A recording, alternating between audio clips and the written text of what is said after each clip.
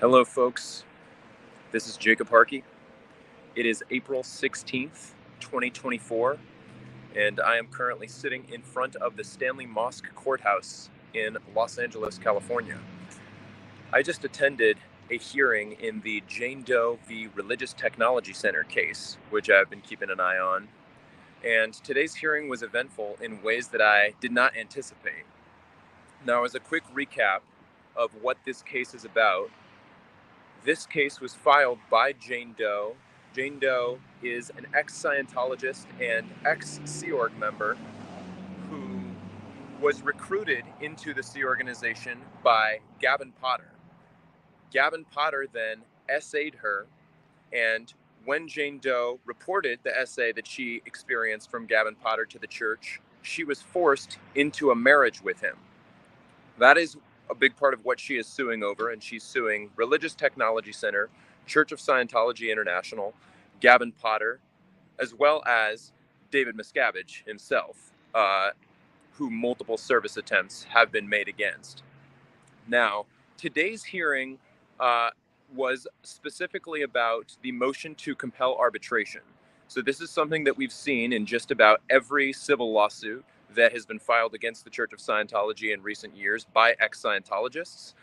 What Scientology will do is dig up contracts that the ex-Scientologists signed while they were in the church in order to force the case into Scientology's own form of internal religious arbitration. Now, for today's hearing, the judge issued a tentative ruling last night in which it appeared that he was leaning toward granting. It appeared that he was leaning toward siding with the plaintiff, that the arbitration agreement that she had signed was unconscionable, that she wasn't given a fair opportunity to read what she had signed before having signed it. So I was looking forward to showing up to court today and getting some good news about, great, this case is not going to be forced into religious arbitration, and that's going to be a hurdle that we won't have to deal with. But today something else came up.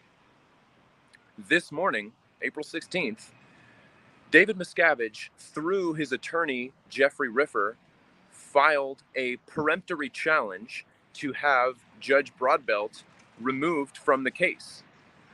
When Judge Broadbelt brought this up, Judge Broadbelt indicated that he believes that this was filed in a timely manner and that he would have to grant it and remove himself from the case. Now, what happened after that was a bit of discussion back and forth between the plaintiff's attorney, Carmen Scott, and the judge, in which some of Carmen Scott's arguments included that she believes that, how do I say this in terms that make sense? The defendant has 15 days from their first general appearance to file that peremptory challenge in order for it to be filed in a timely manner.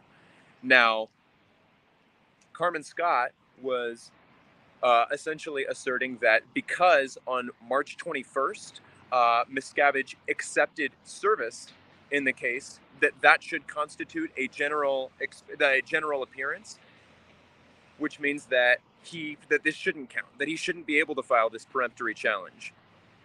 Now, the judge took a few moments to read at his desk, and unfortunately, he did decide to rule that this peremptory challenge filed by David Miscavige through his attorney Jeffrey Riffer is filed in a timely manner because that initial signing of receipt of service that Jeffrey Riffer signed to indicate that they had received service on March 21st, that doesn't constitute a general appearance in the case.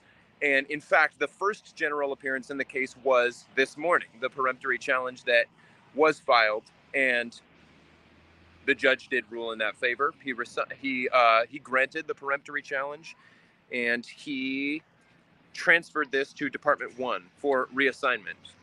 So how this is going to impact the motion to compel arbitration is yet to be determined. My hope is that if and when this case is assigned to a new judge, that the new judge will see through the arbitration document and agree with the tentative ruling that came in last night that such a document should be unconscionable. But folks, this was not the news that I was hoping for today. When I saw the tentative ruling, I was really looking forward to coming into court today and learning that the arbitration hurdle had been cleared and that this lawsuit would be able to move forward. But unfortunately, in spite of the tentative ruling that came in last night, Miscavige filed a peremptory challenge today, and it appears that we are now in limbo waiting for information about who the new judge is going to be. I did see some other folks indicating that there is also another hearing happening today at the criminal court in Josiah Adler's ongoing criminal case. I saw that DOA is around the corner, paying attention to that. Unfortunately, I have to be back in Orange County pretty soon, so I don't think I'm going to be able to keep an eye on that one today. But hopefully DOA or somebody will have updates if there are interesting updates to share there. One other thing that I will mention before I go is that tomorrow is April 17th, and there will be a protest. We'll see how many folks decide to turn up, but we are talking about protesting in front of the IRS building in Los Angeles, demanding that they revoke Scientology's tax-exempt status. If I come up with, or if I become aware of more details about that before tomorrow, I will be sure to let you all know.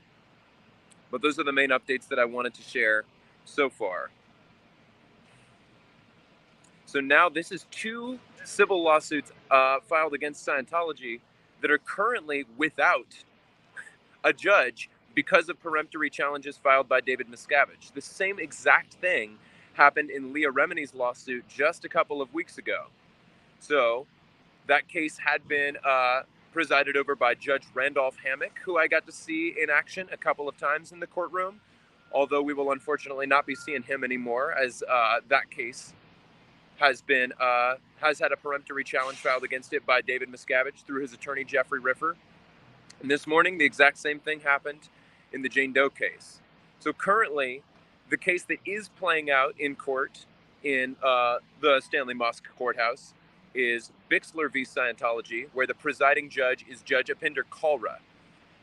And Judge Kalra, he's not the first presiding judge over that case either, because remember, in that case, the initial judge did grant the motion to compel arbitration, and the plaintiffs in Bixler v. Scientology appealed. And the appeals court ruled in their favor, reviving the lawsuit, which is how it came to be how it came to be overseen by Judge Kalra.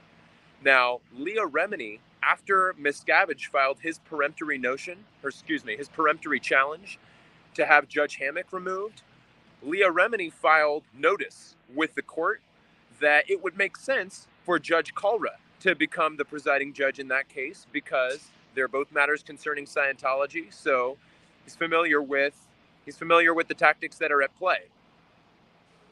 Will the same thing happen in this case? Will something similar happen? I don't know. We will see. This is all brand new information. And it is my hope that sooner rather than later, all of these cases will be able to clear the arbitration hurdle and move forward so that the plaintiffs can see some justice. Well, I'll be continuing to keep an eye on all of these cases.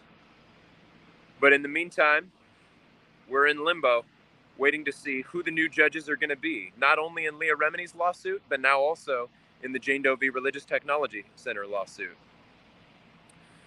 Thank you so much to everybody who is tuned in and is paying attention to these cases as they are playing out.